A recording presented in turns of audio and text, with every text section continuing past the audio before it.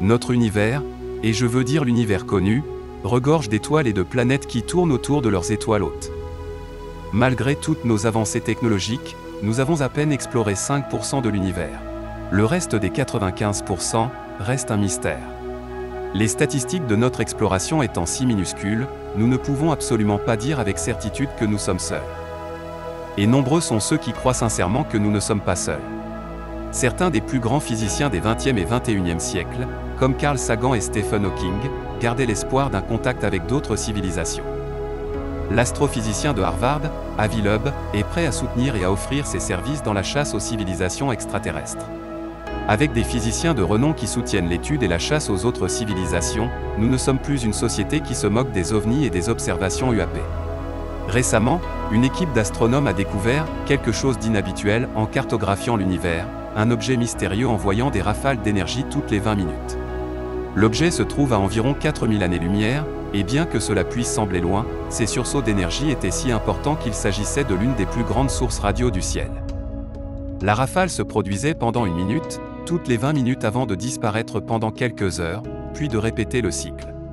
Cet objet apparaissait et disparaissait en quelques heures lors de nos observations, a déclaré un astrophysicien et auteur principal de l'étude, dans un communiqué. C'était complètement inattendu.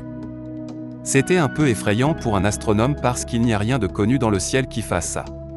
Est-ce une intelligence extraterrestre essayant de nous atteindre? Sommes-nous enfin prêts à faire la citation un coup de premier contact? Ou est-ce un phénomène qui a une explication naturelle? Introduction. Mais ce qui rend cet objet inhabituel, c'est qu'il ne se comporte pas comme un transitoire. Un transitoire l'en aurait des sursauts d'énergie qui se produisent au cours de quelques jours avant de disparaître pendant des mois à la fois. Les transitoires rapides s'allument et s'éteignent en quelques millisecondes ou secondes, donc voir un flash pendant jusqu'à 1 minute serait sans précédent. L'équipe a des suppositions quant à ce que cela peut être, mais ils ne sont toujours pas exactement sûrs. Une idée de Orley Walker est qu'il pourrait s'agir d'un magnétar à très longue période.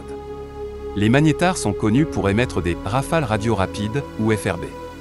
Les sursauts radio rapides sont des éclairs d'origine physique encore inconnue. La majorité des FRB n'ont été vus qu'une seule fois.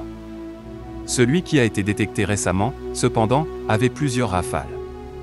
Les chercheurs pensent que les FRB proviennent d'étoiles à neutrons alimentées magnétiquement. Mais la découverte récente des FRB répétitifs de FRB 20200120 semble suggérer un point d'origine complètement différent. Pas d'une jeune étoile, mais plutôt d'un vieil amas stellaire, situé en direction de la galaxie voisine M81. Un ancien amas stellaire est une galaxie remplie de vieilles étoiles. Les scientifiques trouvent cet endroit très étrange pour les sursauts radio rapides, car les FRB sont généralement situés dans les zones des jeunes étoiles. La vue haute résolution du flash extrêmement énergétique pourrait fournir plus d'informations sur l'endroit et la raison de l'apparition de ces FRB. Il a fallu 12 radiotélescopes travaillant ensemble pour accomplir la recherche, montrant à quel point la nature de la recherche est complexe et la précision nécessaire pour attraper rapidement l'un de ces objets éphémères. Ce scénario est non seulement improbable, mais aussi de plus en plus bizarre pour les chercheurs impliqués qui n'ont jamais rencontré cette situation auparavant. Les astronomes ont localisé le flash dans un ensemble de vieilles étoiles, appelées amas globulaires, dans la galaxie M81. La galaxie est bien connue des astronomes amateurs car elle est extrêmement brillante et relativement proche, à seulement 12 millions d'années-lumière de la Terre. Mais l'emplacement de l'éclatement a été une découverte surprenante, car tous les FRB précédents ont été trouvés dans des zones avec de jeunes étoiles.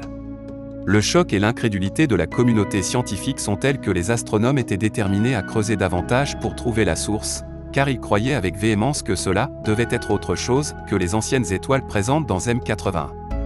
Des études antérieures ont suggéré que nous recherchions la vie extraterrestre au mauvais endroit. Certains astronomes pensent que nous devrions rechercher une vie intelligente dans les anciens amas d'étoiles. Ce qui existait bien avant la formation de la Terre. Jusqu'à présent, beaucoup avaient largement écarté l'idée de trouver des civilisations extraterrestres dans des amas globulaires, qui contiennent chacun des milliers à des millions d'étoiles. Mais la découverte actuelle des FRB pourrait être un signe pour considérer sérieusement l'idée que quelque chose ou quelqu'un existe dans ces anciens amas stellaires. Les amas globulaires contiennent des gouttes d'étoiles qui planent ensemble comme des essaims de lucioles. La Voie lactée abrite environ 150 amas globulaires, qui contiennent certaines des étoiles les plus anciennes connues, datant de 10 milliards d'années ou plus. Les étoiles situées à proximité dans les amas pourraient offrir de multiples opportunités pour la vie extraterrestre. Si une civilisation est proche d'un autre système stellaire, les voyages interstellaires deviennent une toute autre chose. Les civilisations pourraient sauter d'étoile en étoile, si elles sont menacées par des dangers cosmiques ou par l'extinction. Cette facilité de déplacement, combinée à l'ancienneté des amas globulaires, suggère que la vie intelligente pourrait exister dans ces systèmes plus longtemps qu'ailleurs. La civilisation pourrait éventuellement être détruite, mais elle aurait une sacrée bonne opportunité de transférer ses membres et ses connaissances vers un autre système stellaire. Un autre suspect probable pour le FRB qui n'est pas d'origine extraterrestre, est celui qui découle d'un événement impliquant un cadavre stellaire, également appelé nain blanc. Les naines blanches se forment lorsque des étoiles de masse faible à moyenne comme notre Soleil perdent leur couche tard dans leur vie, car les étoiles manquent d'éléments pour fusionner. Un noyau d'étoiles refroidissant, connu sous le nom de naine blanche, est laissé derrière. Les FRB peuvent se produire dans des étoiles binaires qui incluent une naine blanche et une autre étoile qui n'a pas encore terminé son cycle de combustion normal.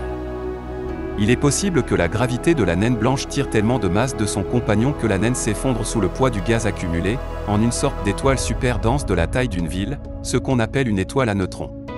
En fait, l'étoile à neutrons aurait besoin d'un champ magnétique ultra puissant pour accomplir l'exploit de clignotement, de sorte que les astronomes recherchent un sous-ensemble d'étoiles à neutrons appelé magnétar. Le voyage interstellaire, à la vitesse de la lumière, est un exploit très difficile à réaliser. Par conséquent, les signaux radio sont notre meilleur pari pour le moment.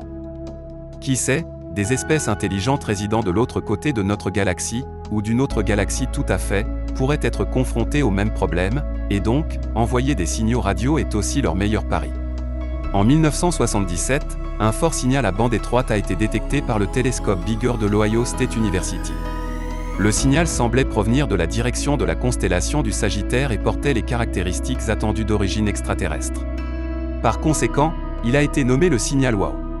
La séquence de signal entière a duré pendant la fenêtre complète de 72 secondes, au cours de laquelle Bigger a pu l'observer, mais n'a pas été détecté depuis, malgré plusieurs tentatives ultérieures.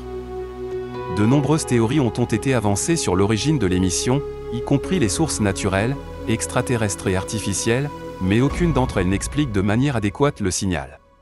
Le signal WOW reste, en juillet 2022, le candidat le plus puissant pour une transmission radio extraterrestre jamais détectée. Mais maintenant, cet événement FRB le plus récent, appelé FRB 20200120, a pris le pas sur le signal WOW. Les scientifiques voient maintenant une grande valeur dans la découverte de sources FRB plus répétitives et espèrent essayer d'obtenir une meilleure image des environnements dans lesquels elles se produisent, en utilisant le télescope spatial James Webb Hubble pour des observations de suivi. La coopération entre les astronomes et les installations du monde entier sera cruciale pour démystifier cet étrange phénomène, mais qu'en sais-je ?